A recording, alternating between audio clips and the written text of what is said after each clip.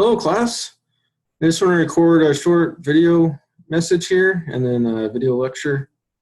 First, I want to say really good job to everybody in this course. I know it hasn't been easy, especially the problems have been kind of hard. I've done a good job of asking me questions over the messenger. Done a good job on the writing assignments. The one this week is a little bit more challenging than the one last time because you have to do some calculations.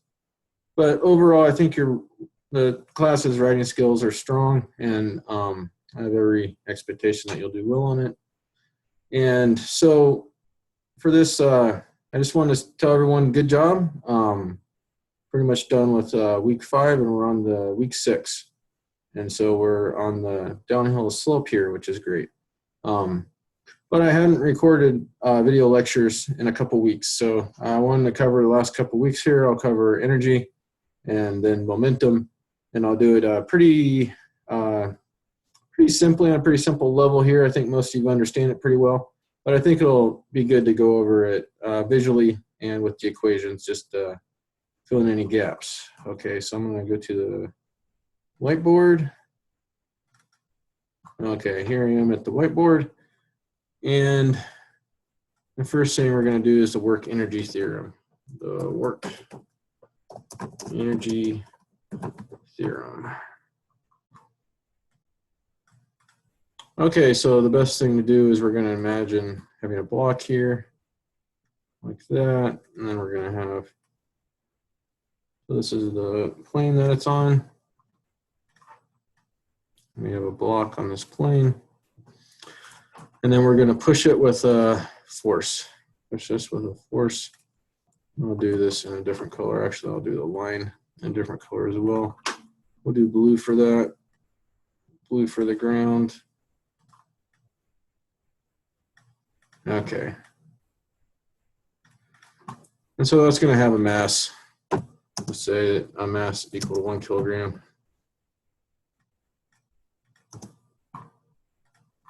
And so it'll have a force of weight on it, but we're going to push this with a certain force. Okay, so we're going to push this with a force. And for now, we'll just call this F. And so as we push this with this force, and we'll start out at a distance, we'll just say the center here. And so that's going to be x sub 0. Be x0.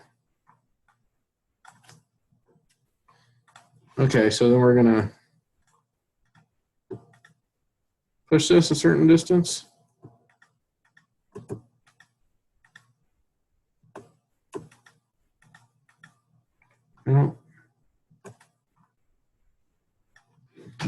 Okay, so imagine it going like that. We're going to push it straight along the plane to this point here. We're going to call this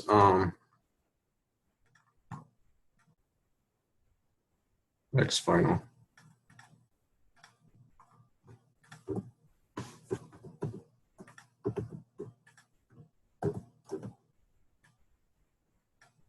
Call it X final, and then in a different color,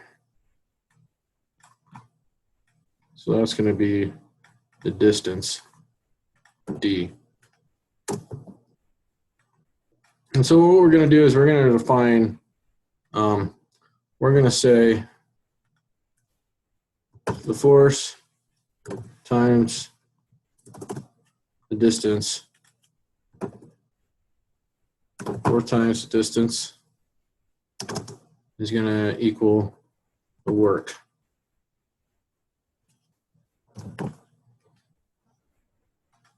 And so that's going to be in forces in newtons times newtons times meters. And we're going to call that joules.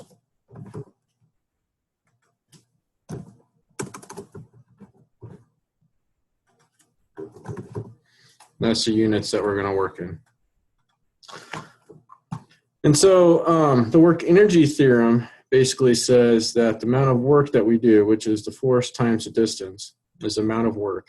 And that's a fundamental theorem. And so here, obviously, D is going to equal X final minus X initial. And so that's not the position, it's the distance. It's not going to be X, it's going to be, however, the distance you traveled, your final position minus your initial position, times the force, constant force over that distance is going to equal the work. And so we know that the force is equal to the mass times the acceleration. Times the acceleration. And that's pretty clear.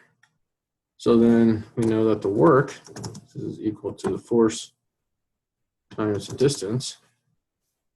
And I'll include the multiplication signs here. Actually, I won't there. I like that better. Force times the distance. So that's equal to the mass times the acceleration. And that's times X minus X initial is the distance, is equal to that. So that's going to be the work. That's basically our equation for the work done at any point here. So any point along this is going to be X. So if I want to find a point there, that's going to be X, whatever position I'm at.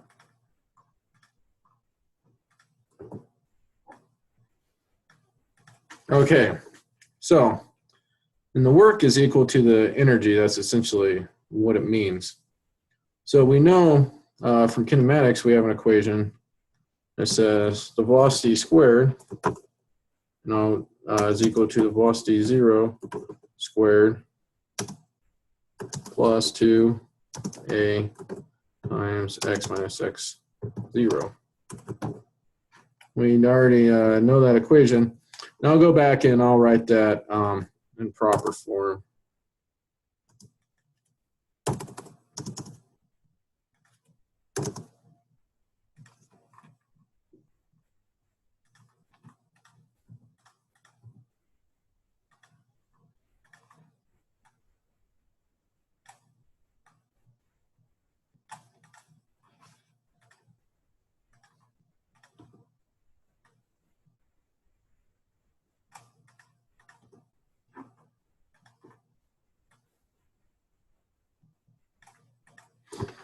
Okay, and so we see that,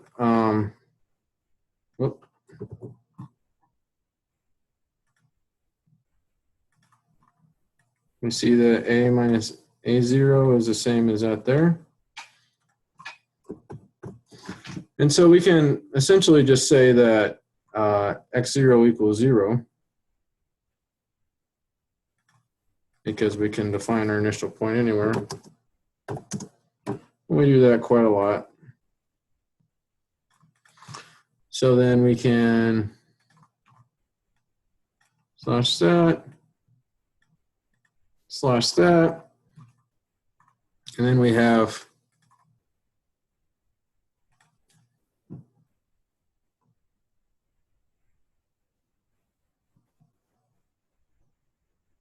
max, m times 8, we have the force.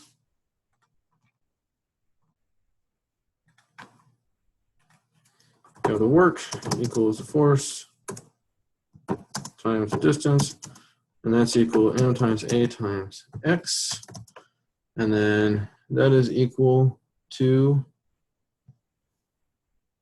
1/2 m v squared.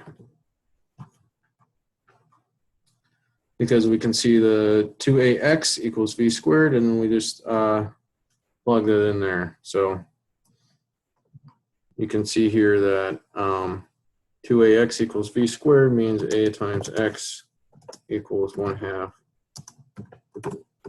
v squared.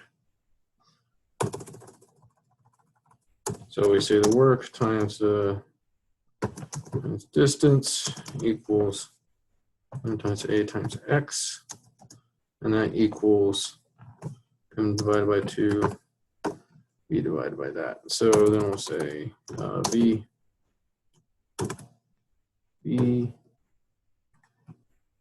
and then divided by 2.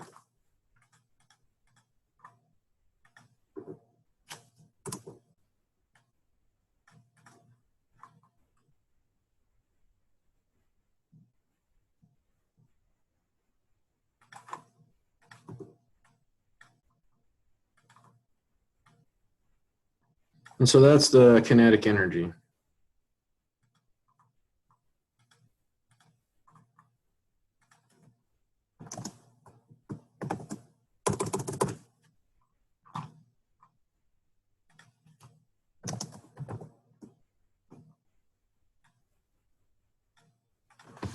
Okay, so that's how we get the kinetic energy from the work energy theorem. And I'll move on to the potential energy and how we get that from the work energy theorem. And then we'll move on to the conservation of energy and the transfer of energy between the potential and kinetic energy. This is it for video 1. Thank you.